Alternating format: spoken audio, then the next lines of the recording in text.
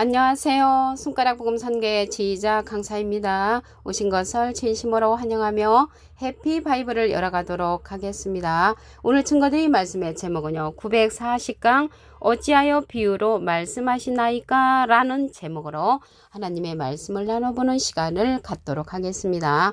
마태복음 13장 10절을 보시게 되면 제자들이 예수께 나와 가로되 어찌하여 저희에게 비유로 말씀하시나이까 하니까 예수님께서 말씀하시기를 천국의 비밀을 아는 것이 너희에게는 허락되었으나 저희에게는 안 됐다고 했습니다. 그래서 비유로 듣는 자들은 천국의 비밀을 아는 것이 허락이 안 됐다는 것을 알 수가 있겠습니다.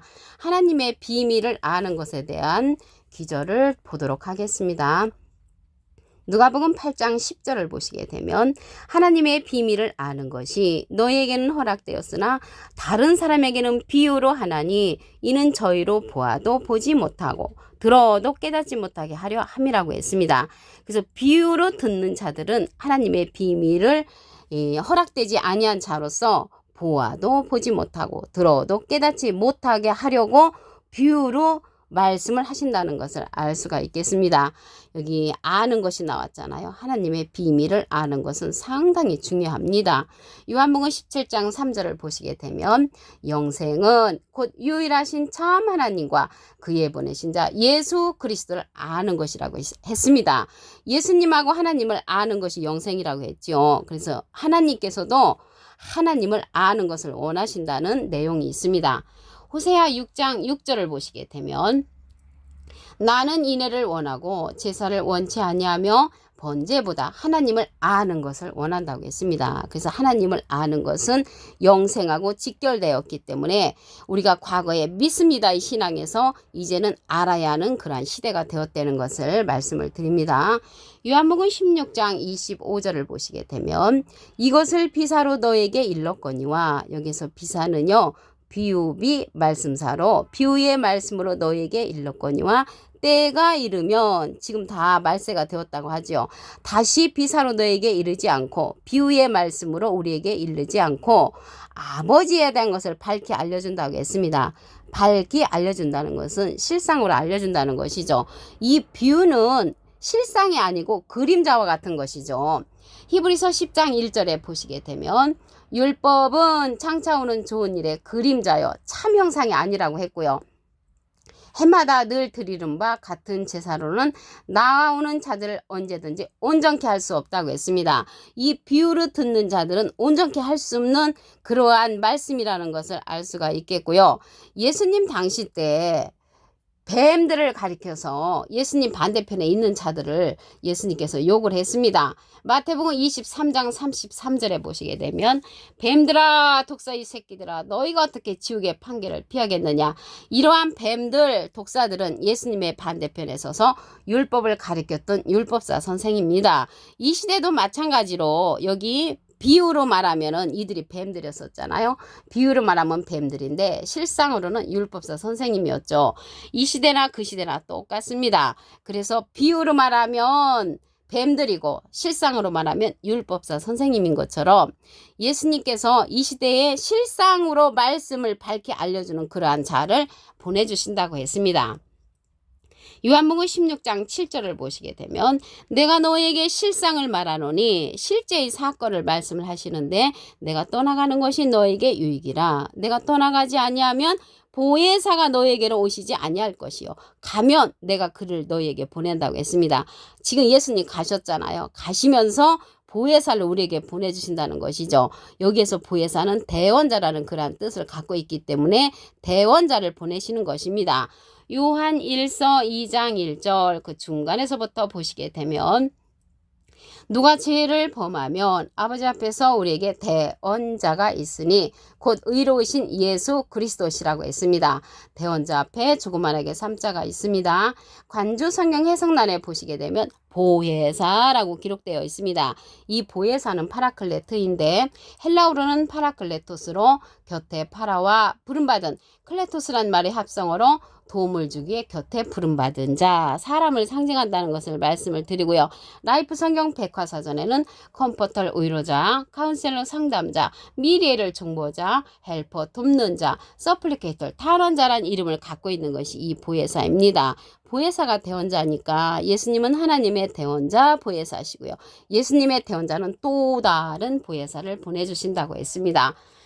요한복음 14장 16절을 보시게 되면 내가 아버지께 구하겠으니 예수님이 하나님께 부탁을 해서 그가 하나님께서 또 다른 보혜사를 너에게 주사 영원토록 너희와 함께 있게 하시리니 저는 진리의 영이라고 했습니다. 그래서 보내는 그 보혜사는 또 다른 보혜사로서 우리에게 진리의 성령을 보내주시는 것이죠. 보혜사는 대원자라는 뜻을 갖고 있고요. 보혜사 성령은 전혀 다릅니다. 보혜사 성령은 진리의 성령이라고 했습니다. 요한복음 15장 26절을 보시게 되면 내가 아버지께로서 너희에게 보낼 보혜사 곧 아버지께로서 나오시는 진리의 성령이 오실 때 그가 나를 증거하실 것이요. 보혜사 성령은 진리의 성령이고요. 보혜사는 대원자라는 그런 뜻을 갖고 있습니다. 예수님은 비둘기 같은 성령을 받으셨죠. 비둘기 같은 성령을 받으신 예수님께서 또 다른 보혜사를 보내주시는데 그자가 진리의 성령으로서 예수님을 증거한다고 했습니다. 예수님을 증거하는 이 진리의 성령은 모든 진리 가운데로 인도한다고 했습니다.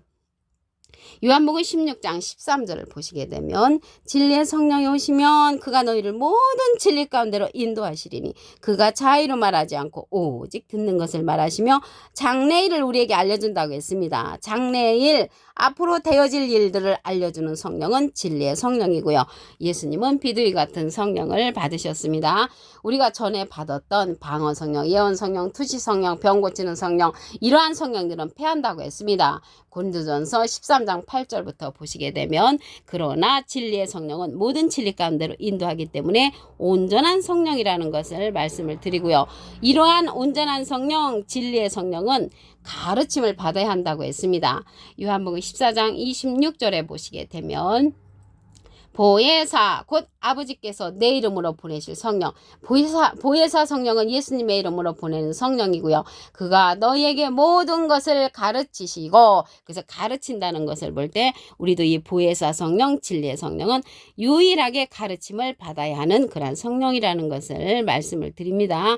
여기 진리의 성령은요. 여기 진리가 하나님의 말씀이잖아요. 요한복음 17장 17절에 보시게 되면 저희를 진리로 거룩하게 하옵소서. 아버지의 말씀은 진리니다. 그 진리가 거룩해지는 하나님의 말씀이니까 진리의 성령은 말씀 성령이라는 것을 말씀을 통하여 알 수가 있습니다.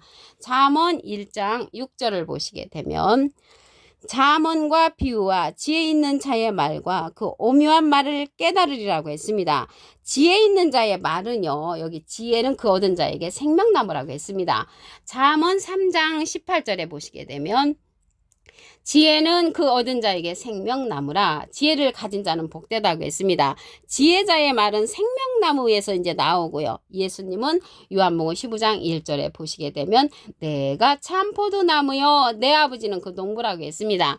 예수님은 참포도나무로서 하나님의 이제 이름으로 이 세상에 오셨고요. 예수님의 이름으로 오는 자는 또 다른 보혜사로서 생명나무라는 것을 말씀을 드립니다. 포도나무이신 예수님께서 보내시는 생명나무는 진리의 성령을 받은 자이시고요.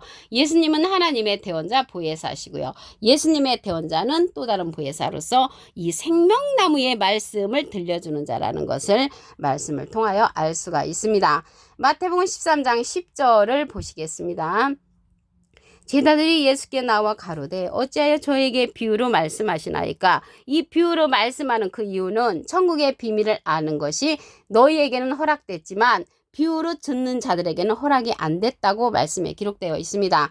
누가복음 8장 10절을 보시게 되면 하나님의 비밀을 아는 것이 너희에게는 허락되었으나 다른 사람에게는 비유로 하나니 이는 저희로 보아도 보지 못하고 들어도 깨닫지 못하게 하기 위해서 비유로 말씀하신다는 것을 알 수가 있습니다. 아는 것이라겠잖아요. 이 시대는 아는 것이 상당히 중요합니다.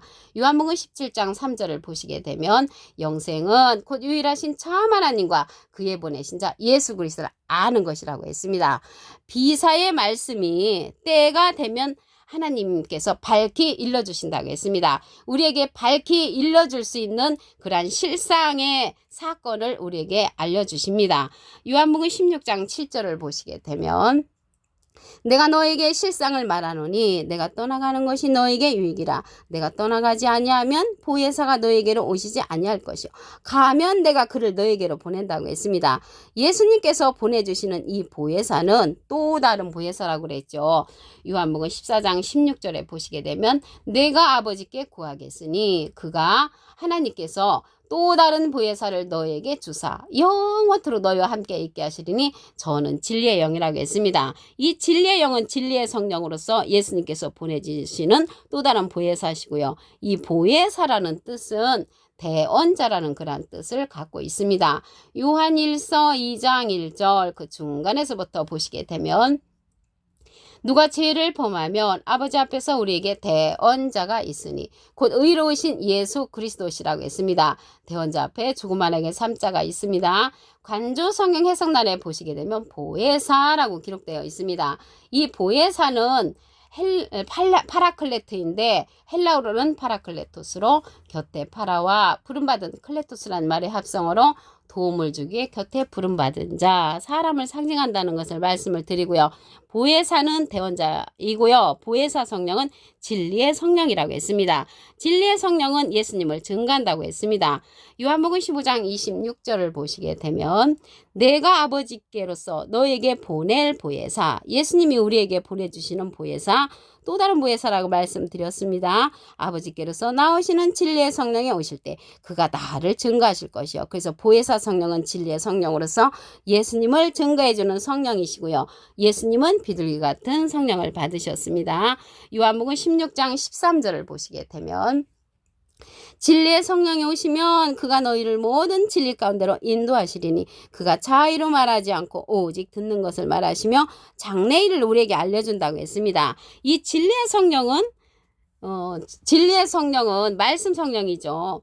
요한복음 17장 17절을 보시게 되면 저희를 진리로 거룩하게 하옵소서. 아버지의 말씀은 진리니이다. 그래서 여기 진리의 성령은 말씀 성령이라는 것을 알 수가 있고요. 모든 진리 가운데로 인도해주는 이러한 진리의 성령은 가르침을 받아야 한다고 했습니다.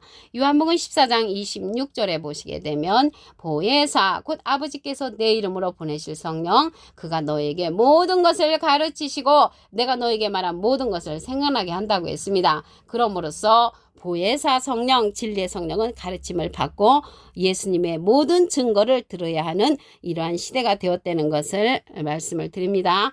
잠언 1장 6절을 보시게 되면 잠언과 비유와 지혜 있는 자의 말과 그 오묘한 말을 깨달으리라고 했습니다. 지혜 있는 자의 말은요.